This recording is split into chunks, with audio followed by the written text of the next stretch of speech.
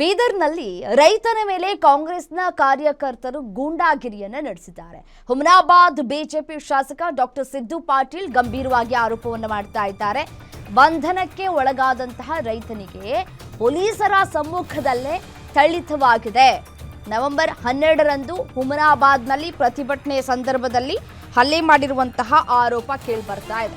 ಸದಲಾಪುರ ಗ್ರಾಮದ ರೈತನಿಗೆ ಕೈ ಕಾರ್ಯಕರ್ತರಿಂದ ಥಳಿತವಾಗಿದೆ ಅಂತ ಹೇಳಿ ಆರೋಪವನ್ನ ಮಾಡಲಾಗ್ತಾ ಇದೆ. ಪೊಲೀಸರ ಬಂಧನದಲ್ಲಿದ್ದಂತಹ ರೈತನಿಗೆ ಪೊಲೀಸರ ಮುಂದೆಯೇ ವಾಹನದಲ್ಲಿ ಹಲ್ಲೆಯನ್ನ ಮಾಡಿದ್ದಾರೆ.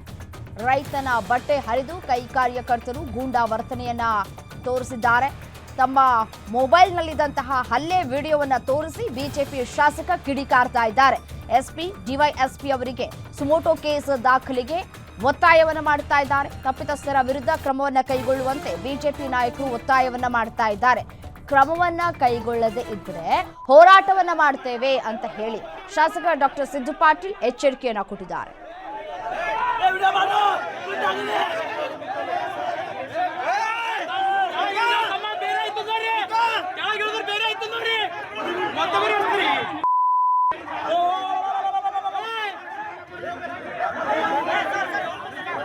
ರೈತರಿಗಾಗಿ ಆ ಪ್ರತಿಭಟನೆಯಲ್ಲಿ ಕಾಂಗ್ರೆಸ್ದವರು ಪಾಲ್ಗೊಂಡಿದ್ರ ಸ್ವಾಗತ ನಾವು ಕೂಡ ಅವಾಗೆ ಮಾಡಿದ್ವಿ, ಧನ್ಯವಾದ ಕೂಡ ಹೇಳಿದೆ.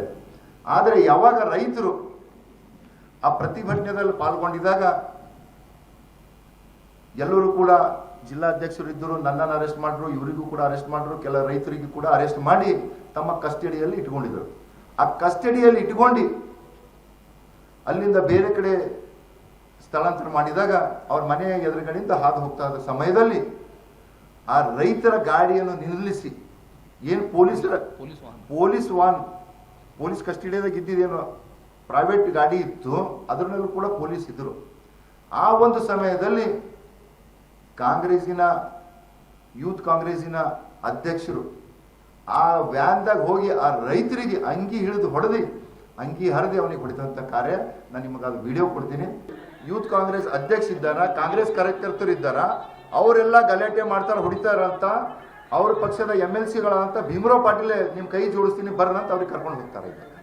ಆದರೂ ಕೂಡ ನಾನು ಪೊಲೀಸಿಗೆ ಅವತ್ತೇ SP ಅವರಿಗೂ ಕೂಡ ಈ ವಿಡಿಯೋ ಹಾಕಿ ಮಾತಾಡಿದ್ದೀನಿ, DSP ಅವರಿಗೆ ಮಾತಾಡೀನಿ. ಆದರೆ ಇವತ್ತಿನ ತನಕ ಯಾವುದೂ ಕೂಡ ಕ್ರಮ ವಹಿಸಿಲ್ಲ. ಇದು ಪೊಲೀಸ್ ಇದ್ದಾನ ನೋಡ್ರಿ, ಅಲ್ಲ ನೋಡಿದ್ರಿ ಅರೆಸ್ಟ್ ಮಾಡ್ಕೊಂಡು ಪೊಲೀಸ್ ಕಸ್ಟಡಿದಾಗ ಇದ್ದಂತ ರೈತರಿದ್ದಾರ ಪಾಪ ಒಳಗಡೆ, ಅವ್ರಿಗೆ ಹೋಗಿ ಅಂಗಿ ಹರಿಯ ತನಕ ನೋಡ್ರಿ ಇಲ್ಲಿ ಒಳಗಿದೆ.